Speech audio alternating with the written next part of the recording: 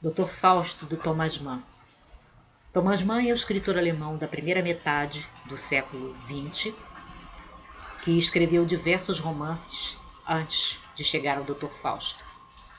Os seus dois livros mais conhecidos são, provavelmente, A Montanha Mágica e Morte em Veneza. Mas o Dr. Fausto, que foi publicado 2 anos depois do término da Segunda Guerra Mundial, em 1947, é uma obra que, para muitos, é a obra-prima do Thomas Mann. Nesse romance, ele retoma um mito que vem desde a Idade Média, de Fausto, um médico que teria feito um pacto com o diabo para viver mais alguns anos, né? E fazer grandes descobertas científicas, né, médicas.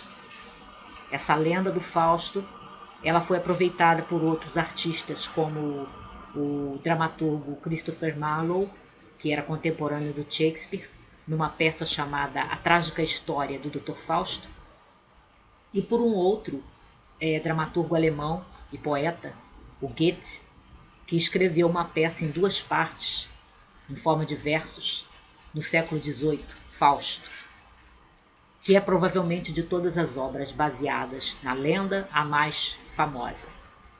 Mas Dr. Fausto do Thomas Mann tem alguns diferenciais em relação aos seus predecessores.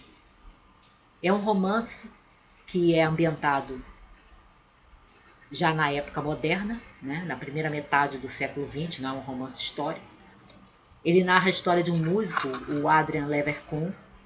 É narrado por um amigo do Adrian, que vai contando a história do compositor.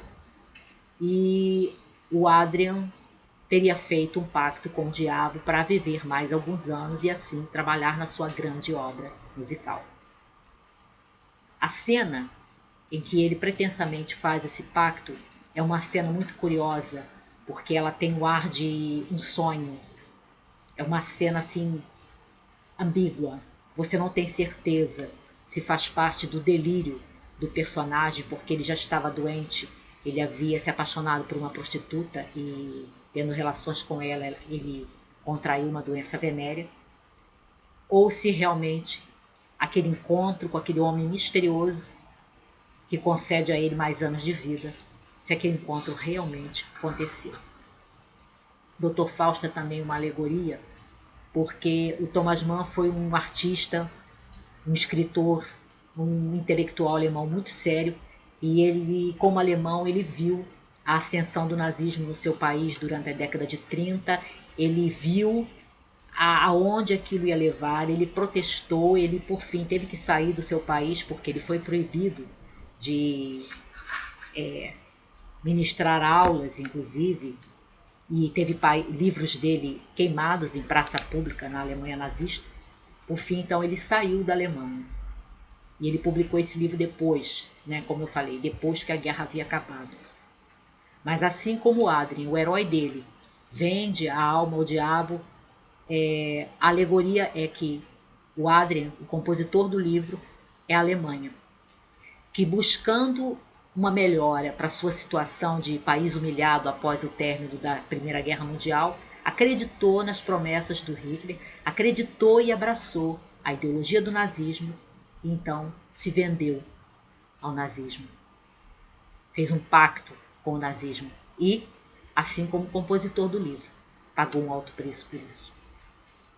Nós sabemos que nós que vivemos hoje, nós vemos isso na ficção, nós vemos isso em filmes, o quanto o nazismo, né, a ideologia nazista, a figura do Hitler são marcas vergonhosas, marcas feias, né, para a Alemanha e para os alemães sérios em geral. Dr. Fausto é, assim, um romance escrito de forma tradicional, porque o Thomas Mann não era um inventor de linguagem, mas ele escrevia na grande tradição que vem desde do romance do século XIX, passando pelos os grandes prosadores ingleses, franceses, alemães, russos, né? Então o Thomas Mann vem seguindo essa tradição. Tem muita gente boa atrás dele, um Dickens, né? Uma George Eliot, um Dostoiévski. Então ele escreve nessa tradução do romance tradicional. É um belo romance, é um romance que até para quem gosta de música clássica tem muito a aproveitar, porque ele discute teorias musicais, conceitos musicais, é muito gostoso, né? Para quem gosta de música clássica e especialmente para aquele que entende de música clássica, tem muito a aproveitar. E é um romance que se faz pensar quando você termina de ler.